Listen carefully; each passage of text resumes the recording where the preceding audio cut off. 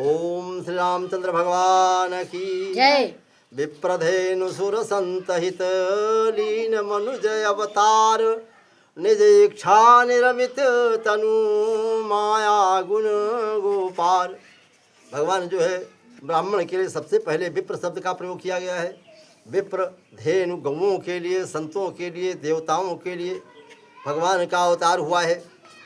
और उनके शरीर का रचना करने वाला कोई ब्रह्मा दूसरा नहीं, वो जो अपनी इच्छा निर्मित तो अपने ही मन से जब वो चाहते हैं शरीर धारण कर लेते हैं। और निर्मित माया गुण गोपाल ऐसे भगवान श्री रामचंद्र भगवान की जय। ऐसे भगवान ध्यान दें भक्तों। इस वीडियो में हमको बताना है कि रावण को कैकेयी के बाण से कैसे रावण मारा। सब तो जानते हैं कि राम के बाण से रावण मारा गया, लेकिन वाल्मीकि रामायण हमको कुछ कहीं बता रही है, आपके बीच में हम दे रहे हैं, थोड़ा गौर करेंगे आप। ब्रह्मा के वरदान से रावण के नाभि में अमृत का कुंड था, जिससे कि उसे मरने का भय नहीं था।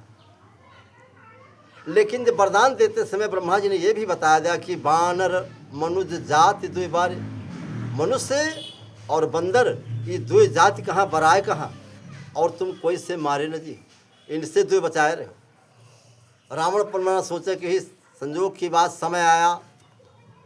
महाराज लक्ष्मण को जब शक्ति बाण लगा तो शक्ति बाण लगने पर हनुमंत लाल को भेजा। हनुमंत लाल जाते हैं कहाँ से, रावण के यहाँ रहने वाला उनका वैद्य सुषेण। हनुमंत लाल ने विचार किया कि अगर मैं सुषेण को रात्रि में जगाने के लिए जाऊंगा, हो सकता है सुषेण ये कह दे कि मैं रावण का वैद्य हूँ और तुम उनके दुश्मन हो, मैं नहीं जाऊंगा। तो कोई ज़बरदस्ती तो है नहीं, और या कोई में से चला भी आवे तो कह दे कि हम आए तो जरूर है, लेकिन दवाई हमारे घरे नहीं गए, तो हम का उपचार करी। तो हनुमंत लाल पहुँचे तो सुखेन वैद्य के घर सहित तर से उठाए लिहिन और कुल लेकर चले आए। रामादल में रखा। जब राम जो है सुसेन जागा तो देखा कि हम कहाँ हैं, सारी बात पता चली, ताकि वो यूँ न कह सके कि दवाई हमारे घरे रही। सब व्यवस्था कंप्लीट रहा है। बताया कि प्रातःकाल सूर्योदय के पहले अगर द्रोणागिर से संजीवनी बूटी आ जाती है, कहीं कहीं पर द्रोणागिर की दूरी 80 लाख योजन बताई जाती है। कहीं कहीं कई ग्रंथों में कई प्रकार से बताया गया है, अगर त्रुटि हो तो क्षमा करना। तो उस समय हनुमंत लाल जैसा गतिमान भी कोई दूसरा नहीं था। हनुमंत लाल की गति इतनी तेज होती है कि एक तिल के दाने को एक आग के अंगारे के ऊपर रख दिया जाए, जितनी देर में वो चिटक जाता है, इतनी देर में हनुमंत लाल द्रोणागिर पर्वत को जा करके और वहाँ से बूटी ला सकते थे। कहने में देर लगती है, करने में देर नहीं थी। हनुमंत लाल पहुँचे तो जब वहाँ पहुँचे और वहाँ रावण ने कुछ ऐसी व्यवस्था करवाई दी कि उसी प्रकार से बूटियाँ अनेक जल रही थीं, जलती हुई दिखाई दी। हनुमान ने सोचा चलो कोई बात नहीं है, तो पर्वत खंड को ही उठा लिया, लेके चल दिए। संजोग की बात उड़ते चले आ रहे थे। अर्धरात्रि का समय था, और अर्धरात्रि के समय में जब वहाँ से पहुँचे, अयोध्या के ऊपर होकर जा रहे थे, और नंदी ग्राम में महाराज तपस्वी के रूप में बैठे भगवान का भजन कर रहे थे महाराज भरतलाल जी। और भरत जी ने देखा तो भरत को तो पता चला कि दक्षिण दिशा को ये जा रहा है, और दक्षिण को ही हमारे भगवान गए हैं, लंका दक्षिण पड़ती। तो ये कुछ उपद्रव कारण कोई निशाचर है। तो बिनु फर बाण राम जो है भरत जी ने बिना फर के, बिना उसके जो है एक बाण चला दिया जिसमें फल नहीं था, वैसे सीख छोड़ दिया। परिणाम ये हो कि भक्त के हाथ का बाण है वो जा करके हनुमंत लाल के पास पहुँचा। हनुमंत लाल झुलस जाते हैं और नीचे चले आए। कुशल तो ये हुआ कि पहाड़ को, पर्वत खंड को उस समय हनुमंत लाल के पिता जो कहे जाते हैं पवन तनय संकट हरण मंगल मूर्ति रूप, पवन देव ने पर्वत खंड को वहीं रोक लिया ऊपर ही, नहीं तो अयोध्या के ऊपर पर्वत खंड गिरता तो सारी अयोध्या। आज भी भैया जा करके पता लगा दो, अयोध्या में कुछ थोड़ा सा भाग है जिसे पहाड़पुर कहा जाता है। पहाड़ जितने में पर्वत गिर सकता था, और वहाँ से जब हनुमंत लाल नीचे तो राम राम ते सुमिरन कीन्हा, राम राम राम राम का स्मरण किया हनुमंत लाल ने। तो भरत जी बहुत व्याकुल, अरे मैं तो भगवान की किसी काम में कभी नहीं आया, मैं तो बड़ा ही पापी हूँ, बड़ा कुटिल हूँ, मैंने ये क्या किया, भगवान के भक्त को मार दिया।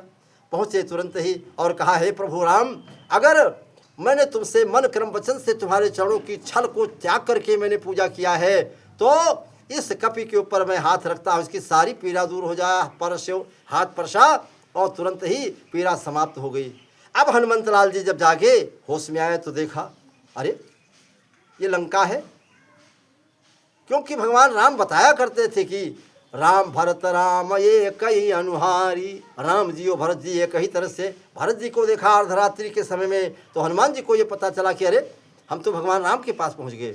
लेकिन जब पूछा तो पूरी बात, वहाँ से पूरी कथा हनुमंत लाल ने भरत जी को बताई, और हर भरत जी को जान पाया कि हनुमंत लाल ने किए उनके भाई एक ही सूरत के हैं।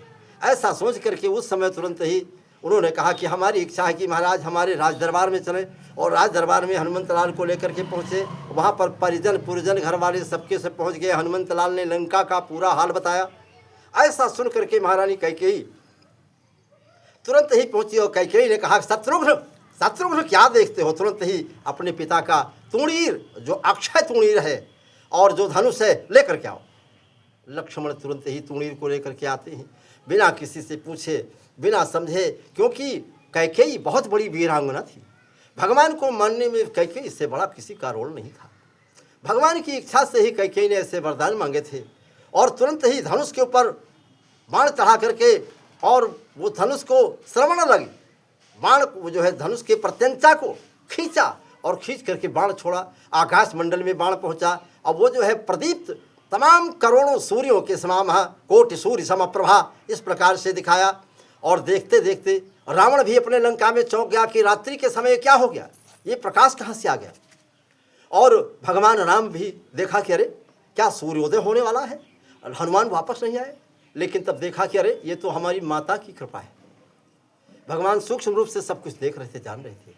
और जान करके वो तुरंत ही वहाँ से सूक्ष्म जो लक्ष्मण के सिर को अपनी गोदी में रखे थे उतार कर नीचे रखा, सबको पता नहीं चला। और भगवान सूक्ष्म रूप से उस बाण के पास पहुँचे। और बाण के पास पहुँच करके उन्होंने अपनी माता कैकेयी को देखा, वंदना किया, चरणों में प्रार्थना की। कहा, माता, रावण को मारने का श्रेय मुझे 18 दिन के बाद मिलने वाला है, और तुम्हारी कृपा से सब कुछ हुआ है, तो तुम उसे मत मारो, हम ये चाहते हैं। और इतना करके बाण को सांत्वना दी, और सांत्वना करके उस बाण को उठा करके अपने तूणीर में रख लिया, तरकस में, और रख करके वहाँ से चले आए। और जब समय आया तो कैकेयी के उसी बाण के माध्यम से, जो कैकेयी ने बाण चलाया था, उसी बाण के माध्यम से रावण का हनन किया, रावण को मारा है। रावण मरा। इस प्रकार से हम कह सकते हैं वाल्मीकि रामायण से कथा ली गई है। भक्तों, अगर कहने सुनने में कोई गलती हो गई हो तो क्षमा करना। श्लोक का उच्चारण तो नहीं कर रहे हैं, लेकिन आपको भावार्थ में समझा रहे हैं। इसलिए भगवान की राम की शरण में जाओ। मैया कैकेयी को दोष मत देना कभी भी। भगवान ने कहा है लक्ष्मण से, भरत से कहा, माता को दोष देगा, वो शायद संतों की सभा को कभी देखा नहीं, इसलिए दोष दे सकता है, नहीं तो माता सब प्रकार से योग्य है। ऐसा बोलो सियावर रामचंद्र की जय। अगर आप लोगों को ये वीडियो हमारा अच्छा लगे तो ज़रूर शेयर करना, कमेंट करना, और टिप्पणी में कुछ लिखना, तो इससे हमारा हौसला बढ़ेगा और हम आपकी सेवा करते रहेंगे। बोलो हनुमंत लाल की, अयोध्या धाम की, माता कैकेयी की।